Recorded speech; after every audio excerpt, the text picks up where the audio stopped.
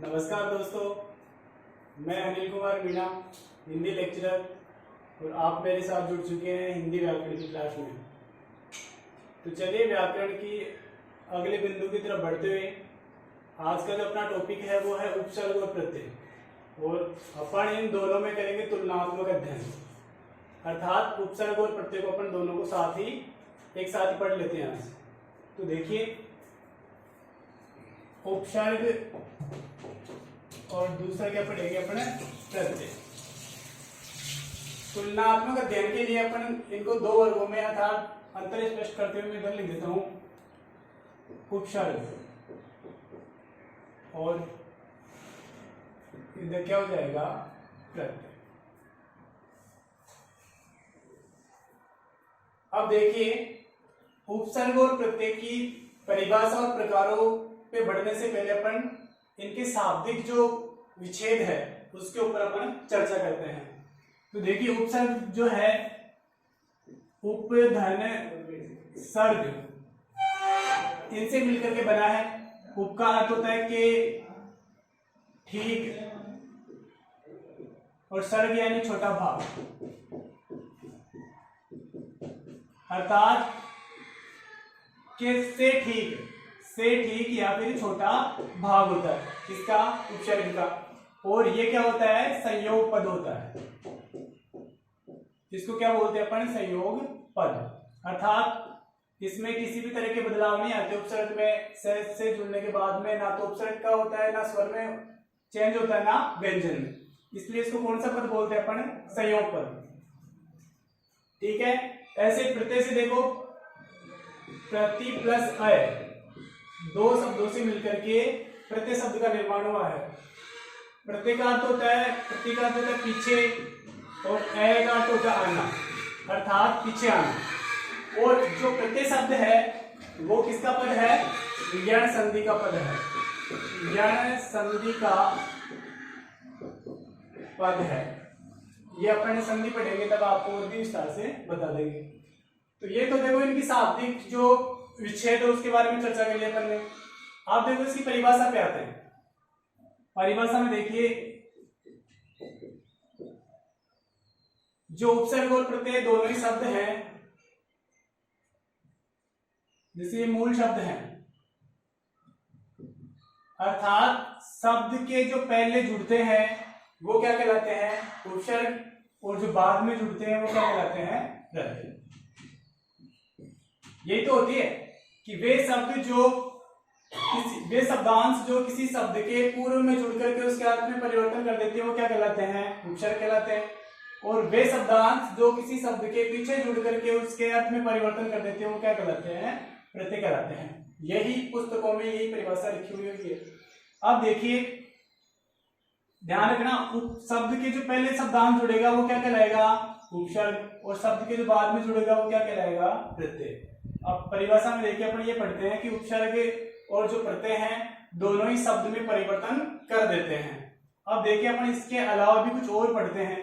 तो देखो, जो शब्द होता है उसमें उपसर्ग हो चाहे प्रत्यय हो, उपसर्ग हो चाहे प्रत्यय हो, दोनों ही उस परिवर्तन के अर्थात शब्द में परिवर्तन के साथ में और भी कुछ विकार उत्पन्न करते हैं। अब वो विकार तीन तरह से करते हैं। एक तो शब्द को बदल देते हैं, अर्थात शब्द में ये शब्दांश लगते हैं अर्थात उपसर्ग लगते हैं, तो उस शब्द में क्या कर देते हैं, ये बदल देते हैं, अर्थात उस शब्द में बदलाव ला देते हैं। दूसरा जो है, नया शब्द बन जाता है। और तीसरा जो विकार उत्पन्न करते हैं वो एक इस अर्थ में अर्थात उस शब्द के अर्थ में विशेषता उत्पन्न कर देते हैं, विशेषता उत्पन्न कर देते हैं। कौन, शब्द में जुड़ने वाले उपसर्ग भी यही काम करते हैं तीनों, और प्रत्यय भी यही तीनों कार्य करते हैं। तो अर्थात अपन जो परिभाषा बोलते हैं कि वे शब्दांश जो किसी शब्द के पहले जुड़ करके उसके अर्थ में परिवर्तन कर देते हैं वो क्या कहलाते हैं, उपसर्ग कहलाते हैं। और पीछे जुड़ करके जो परिवर्तन करते हैं वो क्या कहलाते हैं, प्रत्यय। अब उस जो परिभाषा है उसको अपन विस्तारित रूप से लिखेंगे, क्योंकि देखो यही शब्द अपन देख रहे हैं, ये कैसे बदलते हैं, नया शब्द कैसे बनाते हैं और अर्थ में विशेषता कैसे लाते हैं। तो देखिए, एक शब्द है योग और इसका अर्थ होता है जोड़ना। अब इसमें वी उपसर्ग लगाने पे शब्द क्या बना अपना, नया शब्द क्या बना, वियोग। अर्थात नया शब्द बन गया ना, शब्द क्या बनेगा, वियोग। और जो ये जोड़ना शब्द था और वी उपसर्ग लगते इस शब्द में भी क्या हो गया, परिवर्तन हो गया, वियोग यानी बिछड़ना। अर्थात दोनों को अलग कर दिया, क्या लगा, वी उपसर्ग ही। तो अर्थ में परिवर्तन तो लाया, नया शब्द भी बनाता है। अर्थात शब्द में बदलने के साथ में क्या बन गया, नया शब्द बन गया और अर्थ में भी क्या हो गया, परिवर्तन हो गया। दूसरा देखो, शुद्ध शब्द है, अगर उसमें वही वी उपसर्ग जोड़ते हैं तो शब्द क्या बनेगा अपना, विशुद्ध। अर्थात ये जो शब्द था ये अपने आप में पहले शुद्ध था, लेकिन यह है उपसर्ग जुड़ करके उस शुद्धता में अर्थात उसके अर्थ में और भी विशेषता उत्पन्न कर दी। क्या कि अब पूरी तरह से क्या है, ये शुद्ध है। विशुद्ध का अर्थ होता है पूरी तरह से शुद्ध होना, अर्थात उसमें किसी भी प्रकार की मिलावट नहीं होना। तो इस तरह से ये दोनों क्या करते हैं, अर्थ में विशेषता भी लाते हैं। कौन, उपसर्ग भी लाते हैं और प्रत्यय दोनों ही। ठीक है, अब देखो, बदलना, नया शब्द और अर्थ में जो विशेषता है, इन तीनों को अपन एक नाम दे सकते हैं कि ये शब्द में चमत्कार उत्पन्न कर सकते हैं या फिर प्रभाव उत्पन्न करते हैं, प्रभाव उत्पन्न करते हैं। कौन, उपसर्ग भी और प्रत्यय, अर्थात दोनों ही शब्द को बदल देते हैं, नया शब्द बनाते हैं और अर्थ में क्या लाते हैं, विशेषता लाते हैं। इनके आधार पे अब अपन की उपसर्ग की और जो प्रत्यय की परिभाषा है वो थोड़ी विस्तारित पढ़ेंगे। एक बार आप इसको देख लो, चाहे तो आप इसको हाथों हाथ लिख सकते हैं या फिर इसका स्क्रीनशॉट भी ले सकते हैं। आप देखो इनकी दोनों की परिभाषा में जो बदलाव हुआ वो अपन पढ़ते हैं, क्योंकि जो संकुचित भाषा, जो संकुचित परिभाषा है वो ही अपने को किताबों में पढ़ने को मिलती है। विस्तार से जो परिभाषा है इसकी वो अपन ने समझ ली क्या होना चाहिए। देखो, वे शब्दांश, किसके अर्थ में लिख रहा हूं मैं, उपसर्ग के अर्थ में। वे शब्दांश जो किसी शब्द के पूर्व में जुड़कर, पूर्व में पहले में जुड़कर उसमें चमत्कार पैदा करते हैं,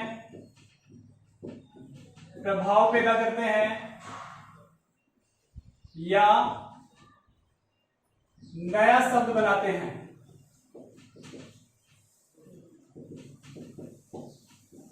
वे क्या कहलाते हैं, उपसर्ग कहलाते हैं। अर्थात वे शब्दांश जो किसी शब्द के पूर्व में जुड़ करके, पहले जुड़ करके उसके अर्थ में क्या करेंगे, चमत्कार पैदा करेंगे, प्रभाव पैदा करेंगे और नए शब्द का निर्माण भी करते हैं, वो क्या कहलाएंगे, उपसर्ग कहलाएंगे।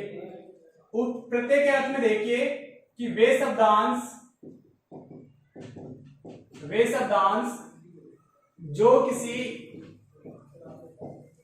शब्द के पीछे जुड़कर उसके अर्थ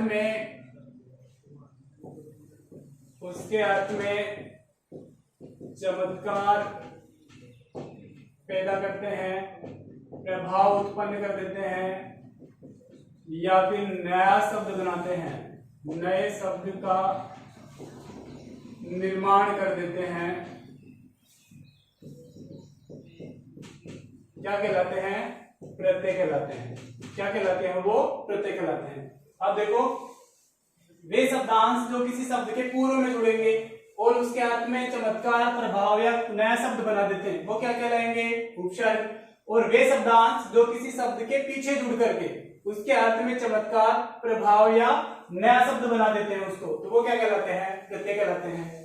अब देखो यहाँ पे इनकी परिभाषा में दो शब्द निकल कर क्या है, यहाँ पे भी शब्दांश और यहाँ पे भी शब्दांश।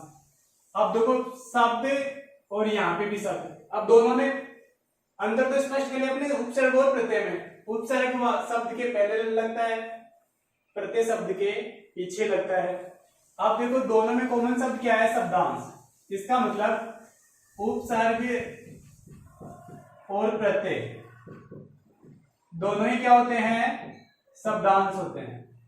अर्थात दोनों ही क्या होते हैं, शब्दांश होते हैं। अब देखिए भाषा के अर्थ के आधार पे अपन पढ़े, अर्थात शब्द में और शब्दांश में क्या फर्क होता है। अब शब्दांश देखो दो शब्दों से मिलकर के बना है, शब्द धन अंश, अर्थात शब्द का कुछ हिस्सा या कुछ भाग। और शब्द क्या होता है, तो शब्द में अपन ने पढ़ा था कि भाषा की अर्थ के आधार पर सबसे छोटी इकाई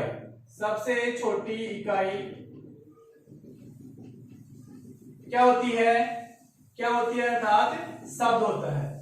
अर्थात यहाँ पे देखो भाषा की अर्थ के आधार पर सबसे छोटी इकाई क्या कहलाती है, शब्द कहलाती है। लेकिन अपन जो उपसर्ग और प्रत्यय पढ़ रहे हैं दोनों ही क्या है, शब्द न होकर के क्या है, शब्दांश है। अर्थात शब्द का कुछ अंश है, हिस्सा है।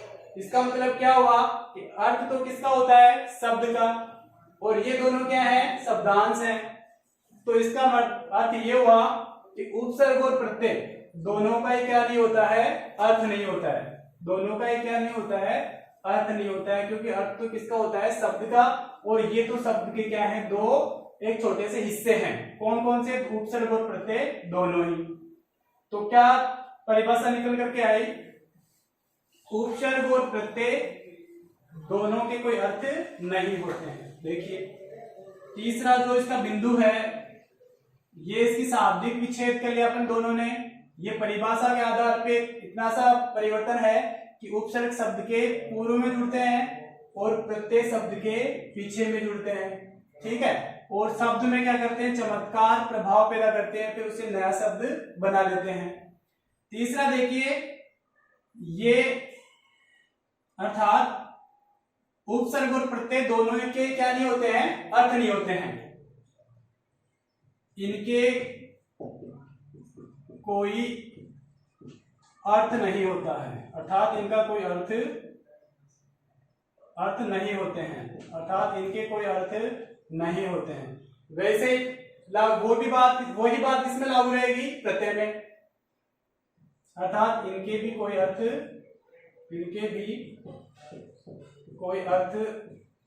नहीं होते हैं, क्योंकि प्रत्यय और उपसर्ग दोनों क्या हैं, शब्दांश हैं, और शब्दांशों के अर्थ नहीं होते हैं। अब देखिए इनके अर्थ कैसे नहीं होते हैं वो भी अपन समझ लेते हैं। अब देखो शब्दांश जो है, जैसे ए जो उपसर्ग है हिंदी में, उसका क्या अर्थ है, अर्थात इसका आप अर्थ कहां से लोगे। जैसे वाक्य लिखूं कि राम बुद्धिमान है, एक वाक्य लिखा आपने, राम बुद्धिमान है। अब देखिए इसमें क्या है, राम बुद्धिमान है। अब इस शब्द में मैं उपसर्ग का प्रयोग करके इसको बनाते हैं कि राम अबुद्धिमान है, राम अबुद्धिमान है। तो अर्थात ये उपसर्ग, इस जब शब्द में ये उपसर्ग जुड़ा तो इसका अर्थ हो गया कि राम बुद्धिमान नहीं है। इसको कैसे लिखेंगे, राम बुद्धिमान नहीं है, यही तो होगा ना इसका अर्थ। भाई राम अबुद्धिमान, इसका अर्थ क्या होता है कि राम बुद्धिमान नहीं है। बुद्धिमान क्या अपन ने क्या जोड़ा, ए उपसर्ग। अब देखिए, अब यहां पे इस ए का अर्थ क्या लिया जाता है, नहीं। इस ए उपसर्ग जो शब्दांश दे रखा है अपन ने, जो उपसर्ग है, इस ए का अर्थ अपन ने किससे लेते हैं, नहीं से। लेकिन नहीं का अर्थ अपन ऐसे नहीं ले सकते, अर्थात इस ए का अकेला जब प्रयोग हो तो इसका कोई भी अर्थ नहीं होगा। अर्थात ए का उच्चारण किससे लेते हैं, नहीं शब्द से लेते हैं, अर्थात ए का प्रयोग किसके लिए करते हैं, नहीं के लिए। अब देखिए इस ए का अर्थात कोई अर्थ नहीं होता, तो अगर इस ए को मैं ऐसे लिख के देखूं कि राम बुद्धिमान नहीं, किसी के क्या लिख दूं मैं, ए है, तो ये वाक्य ठीक नहीं है। क्योंकि ए का कोई अर्थ नहीं होता है। ए का अर्थ किसके लिए लेते हैं? नहीं के लिए, लेकिन नहीं का अर्थ ए नहीं होता है, इसलिए उपसर्ग और प्रत्यय दोनों के क्या नहीं होते हैं? अर्थ नहीं होते हैं। आप इस वाक्य की दृष्टि से इसको आप अच्छी तरह से समझ सकते हैं। अर्थात जब ये किसी शब्द में जुड़ जाते हैं तब ये अर्थवान होते हैं। अर्थात ये शब्द में अकेले जो होते हैं ना, तब इनका कोई अर्थ होता नहीं है। जब किसी शब्द में जुड़ते हैं तो क्या बन जाते हैं? अर्थवान हो जाते हैं। ठीक है, इस प्रकार से उपसर्ग और प्रत्यय दोनों के अर्थ नहीं होते हैं। अब जब दोनों के अर्थ नहीं होते हैं तो इनका भाषा में स्वतंत्र अर्थ व स्वतंत्र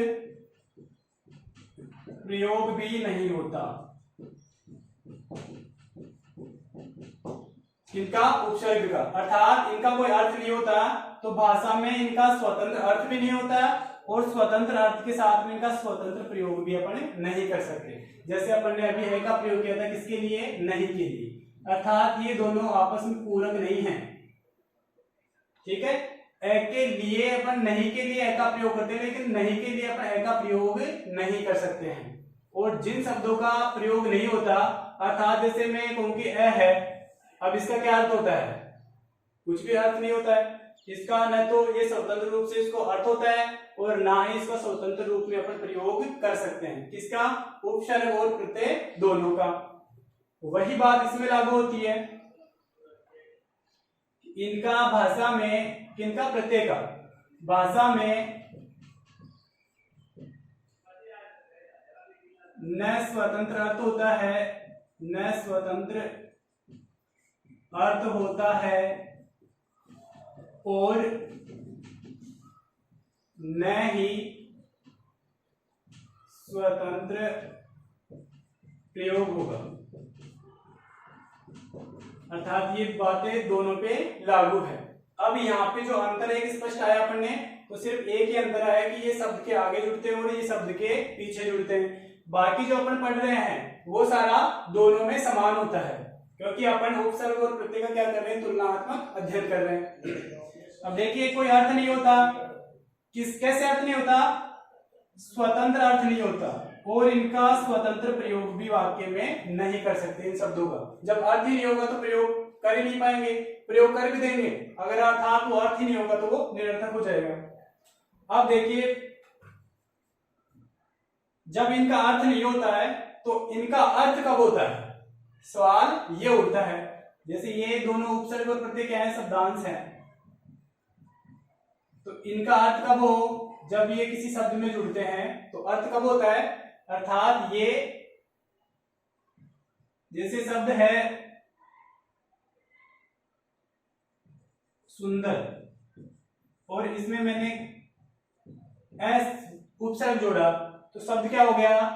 ए सुंदर। इस शब्द में जुड़ने के बाद में ये क्या हो जाते हैं? अर्थवान हो जाते हैं। कौन? उपसर्ग और प्रत्यय। अर्थात इनका स्वतंत्र प्रयोग और स्वतंत्र अर्थ नहीं होता है, लेकिन यही दोनों किसी शब्द के साथ जुड़ जाते हैं। जैसे सुंदर शब्द था, उसके आगे क्या जोड़ा अपन ने? उपसर्ग। और यहाँ पे क्या हो गया? असुंदर का अर्थ होता है कि सुंदर नहीं है जो, अर्थात सुंदर नहीं है। तो किसी भी शब्द के साथ में जुड़ करके ये जो उपसर्ग और प्रत्यय हैं वो क्या हो जाते हैं? अर्थवान हो जाते हैं। ठीक है, तो ये भी आप इसमें अगला बिंदु अपन लिख लेते हैं कि ये शब्द में जुड़कर अर्थवान हो जाते हैं। ये शब्द में जुड़कर अर्थवान हो जाते हैं। ये बात किस पे लागू होती है? प्रत्यय पे। ये भी शब्द में जुड़कर, लेकिन कहां जुड़ेंगे? पीछे। ये सारे शब्द कहां जुड़ेंगे? आगे। अर्थात आगे जुड़ने वाले उपसर्ग और शब्द के पीछे जुड़ने वाले प्रत्यय। ये भी शब्द में जुड़कर अर्थवान हो जाते हैं। अर्थवान हो जाते हैं।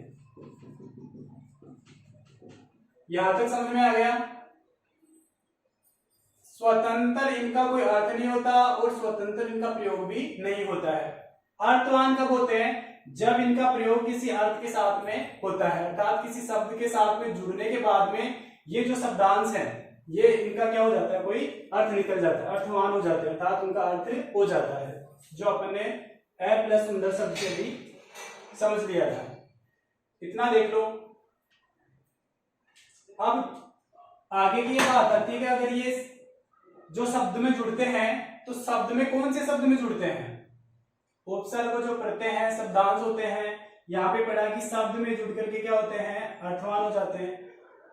कौन से शब्द में जुड़ करके अर्थवान होते हैं? तो उसके लिए देखो, उपसर्ग और जो प्रत्यय हैं वो किस में जुड़ेंगे?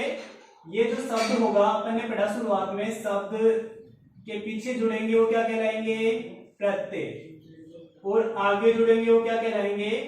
उपसर्ग। ठीक है। लेकिन ये शब्द कौन से होंगे? कौन से शब्दों में जुड़ेंगे? आगे जुड़ो चाहे पीछे जुड़ो, तो कौन से शब्द में जुड़ेंगे?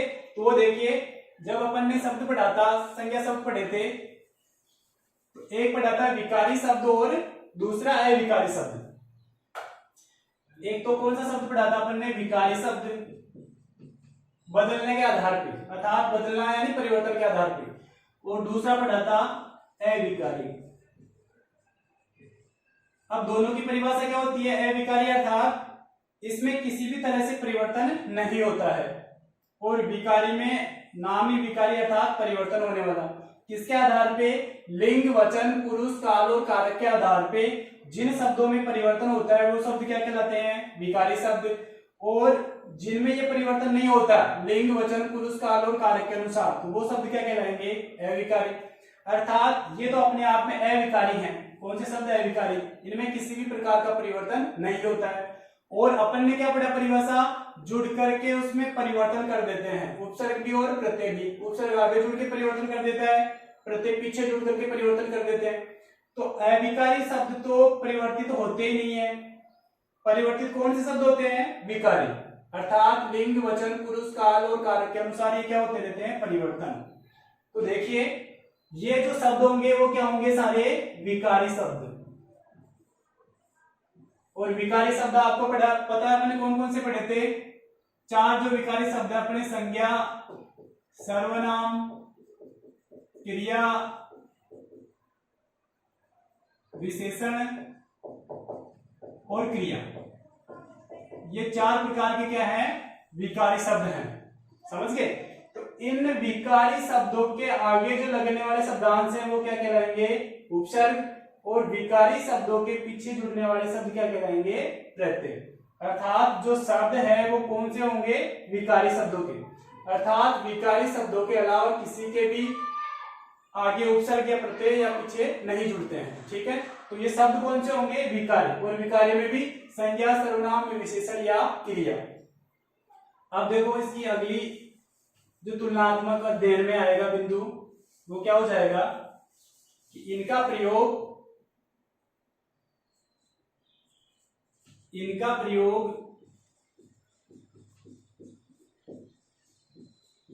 विकारी शब्दों के साथ होता है। विकारी शब्दों के साथ होता है। किसका? उपसर्ग का भी और प्रत्यय का भी। ये भी विकारी शब्दों के साथ जुड़ते हैं। ये भी विकारी शब्दों के साथ जुड़ते हैं। ठीक है। यानी शब्दांश किसके जुड़ेंगे? विकारी शब्दों के। संज्ञा, सर्वनाम, विशेषण, क्रिया में से इन चारों में से किसी के भी साथ में आगे पीछे जुड़ सकते हैं। आगे जुड़ेंगे उपसर्ग, पीछे जुड़ेंगे प्रत्यय। यहां तक आप देख लो इनमें तुलनात्मक अध्ययन में।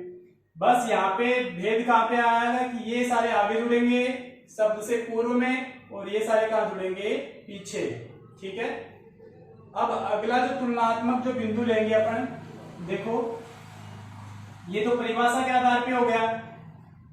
शब्द के पहले जुड़ेंगे वो प्रत्यय बाद में जुड़ेंगे। ये इनके कोई अर्थ नहीं होते अर्थात, क्योंकि ये सारे दोनों क्या होते हैं, शब्दांश होते हैं, उपसर्ग भी और प्रत्यय भी। और जो शब्दांश है, क्योंकि अर्थ तो किसका होता है, शब्द का, और भाषा की सबसे छोटी इकाई अर्थ के आधार पे कौन सी होती है, शब्द। और ये तो शब्द के क्या होते हैं, टुकड़े होते हैं, इसलिए इसका कोई अर्थ नहीं होता। जब अर्थ नहीं होता तो इनका स्वतंत्र अर्थ भी नहीं होता, और स्वतंत्रता के साथ में इन दोनों का अपन प्रयोग भी नहीं कर सकते। ठीक है, आगे बात यह है कि ये शब्द में जुड़ करके क्या हो जाते हैं, अर्थवान हो जाते हैं। जब इनका अर्थ नहीं होता, लेकिन किसी शब्द में जुड़ने के बाद में क्या हो जाते हैं, अर्थवान हो जाते हैं। बात यह है कि शब्द कौन से, किस शब्द में जुड़ने के बाद में, तो अपन ने पढ़ा कि ये विकारी शब्दों में जुड़ने के बाद में अर्थवान हो जाते हैं। विकारी शब्द जो अपन ने 4 पढ़े थे, संज्ञा, सर्वनाम, विशेषण और क्रिया। यहां तक बात समझ में आ गई, तो अपन आगे इनका तुलनात्मक अध्ययन करते हैं और अगला बिंदु लेते हैं। अब देखो, ये तो उपसर्ग और प्रत्यय का अपन ने कि कौन से शब्दों के साथ में प्रयोग होते हैं, शब्दांश का अर्थ क्या होता है, शब्द क्या क्या होते हैं, विकारी शब्द कौन कौन से हैं, ये पढ़ लिया। अगला जो बिंदु है वो पढ़ेंगे अपन प्रयोग के आधार पे, अर्थात ये जो शब्द है उपसर्ग, उपसर्ग जो शब्द होते हैं इनके योग से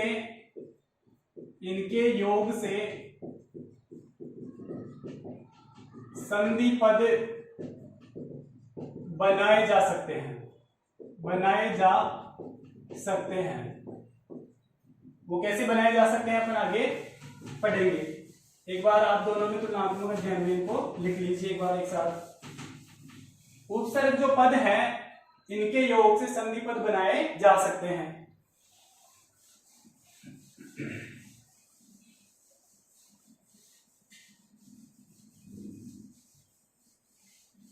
और दूसरा देखो, इनसे सामासिक पद भी बनाए जा सकते हैं, अर्थात समास से युक्त पद भी बनाए जा सकते हैं।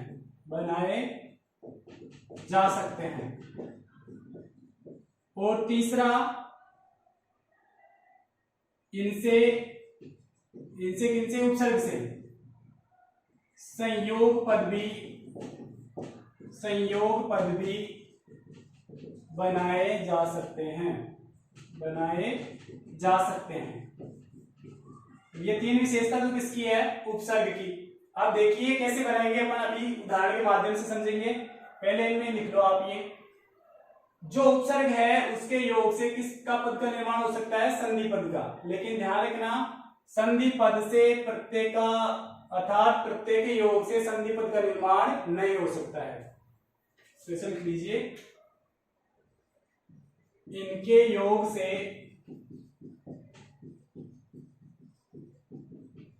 संधि पद का, अर्थात संधि पद नहीं बनाए जा सकते।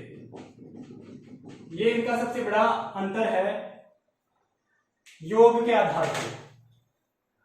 और देखो कैसे, तो इस बात को अपन समझ लेते हैं कि जैसे उपसर्ग तो है, इनसे क्या बनाए जा सकते हैं, संधि पद भी, ठीक है, सामासिक पद भी बनाए जा सकते हैं,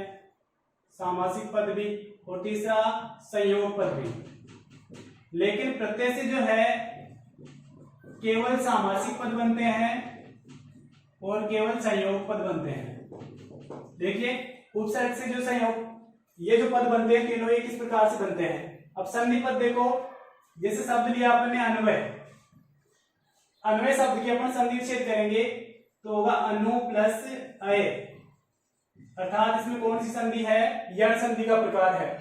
तो ये मूल शब्द तो ये अय है, और अय के जो आगे है, अर्थात जो शब्दांश जुड़ा हुआ कौन सा उपसर्ग आ गया अपने पास में, अनु।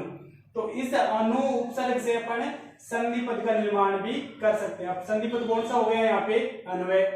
तो उपसर्ग पदों के योग से अपन संधि पद का निर्माण भी कर सकते हैं। सामासिक पदों में देखो, जैसे शब्द है जीवन, और जीवन में अपन आ उपसर्ग जोड़ते हैं, वो शब्द क्या बन जाता है, आजीवन।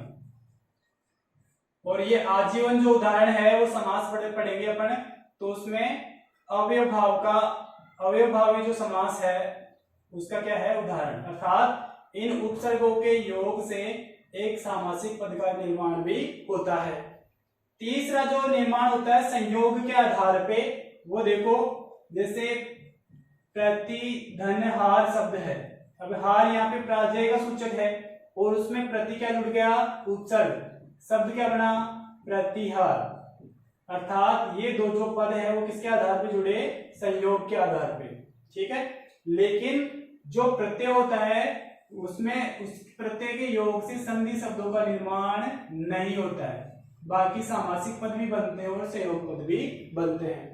अब देखिए प्रत्यय में आते हैं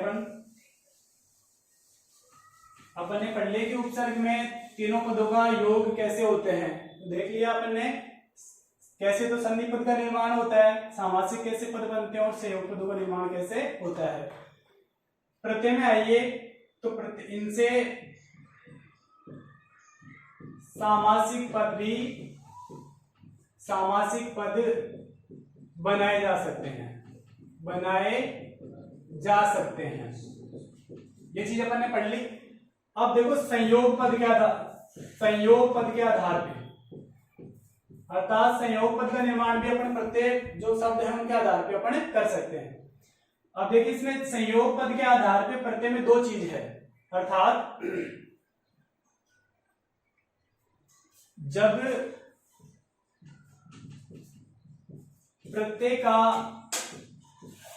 पहला वर्ण स्वर हो तो मूल शब्द का अंतिम वर्ण, मूल शब्द के अंतिम वर्ण में मात्रा लगा देते हैं,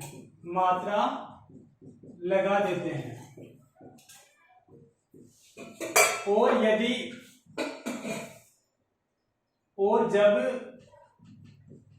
प्रत्यय का पहला वर्ण स्वर न होकर क्या हो, व्यंजन हो, पहला वर्ण व्यंजन हो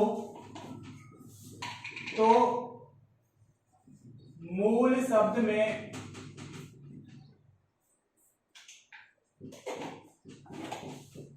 संयोग पद जोड़ देते हैं, संयोग पद बना देते हैं।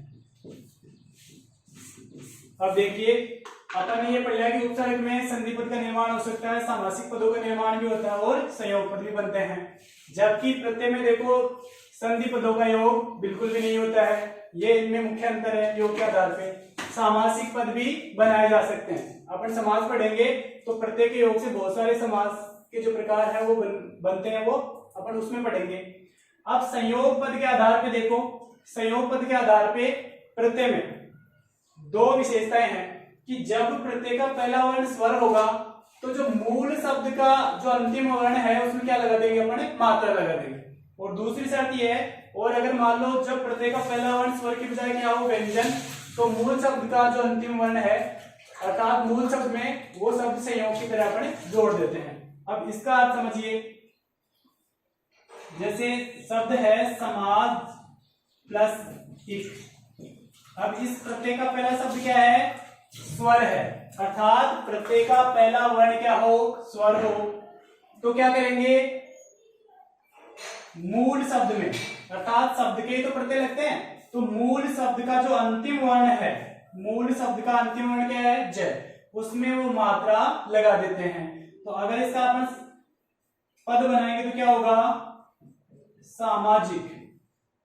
अब देखिए स का सा कैसे बना, अर्थात इसमें ऐश्वर है तो ये आ कैसे हुआ, तो ये अपन इक के योग से ये क्या हो जाता है, आ। तो ये जब प्रत्यय के प्रकार पढ़ेंगे अपन इसी अध्याय में तो इसमें आपको विस्तार से बताऊंगा कि ए का आ कैसे होता है।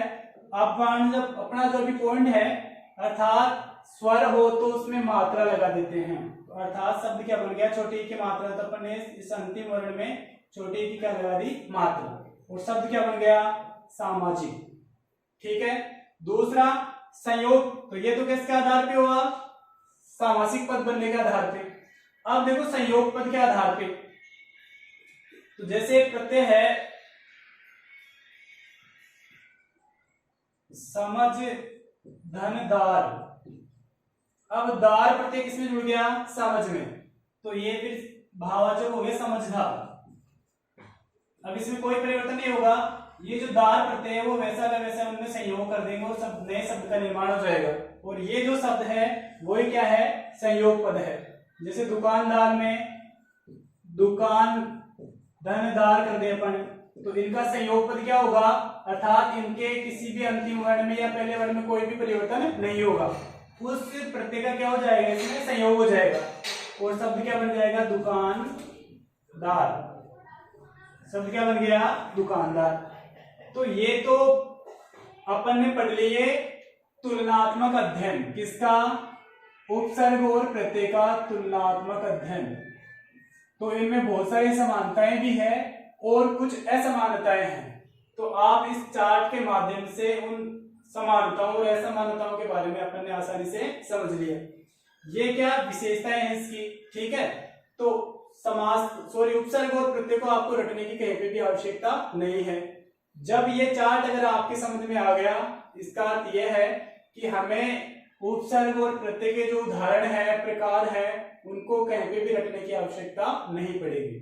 जब अपने समझ में आ जाएंगे तो कहीं से भी कोई सा उदाहरण दे दे, क्योंकि हमें पता है कि किस पद के आगे लगते हैं, किस पद के पीछे लगते हैं, कैसे पद बनाते हैं, कैसे पद नहीं बनाते हैं। तो हम उसमें से आसानी से उपसर्ग भी छांट लेंगे और प्रत्यय भी छांट लेंगे। अब देखो, तुलनात्मक अध्ययन में जो अंतिम बिंदु है अपन उसकी ओर बढ़ते हैं, ठीक है। अब इनका जो तुलनात्मक रूप से अंतिम बिंदु पढ़ते हैं अपन उपसर्ग और प्रत्यय के बारे में। देखिए,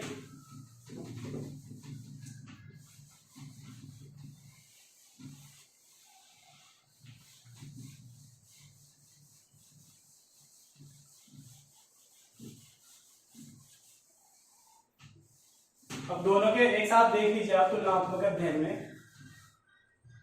उपसर्ग और प्रत्यय, उपसर्ग व प्रत्यय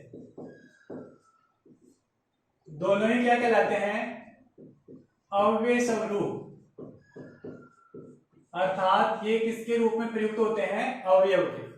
अवयव वो होते हैं जिनको किसी भी तरह से परिवर्तन नहीं होता है। अब अव्यय के स्वरूप यानी अव्यय के जैसे हैं, अव्यय नहीं है दोनों, ये अव्यय के जैसे। अव्यय का स्वरूप का अर्थ होता है अव्यय के जैसा होना, अर्थात अव्यय ना होकर के उसके जैसा होना, उसको क्या बोलेंगे अपन? अव्यय स्वरूप।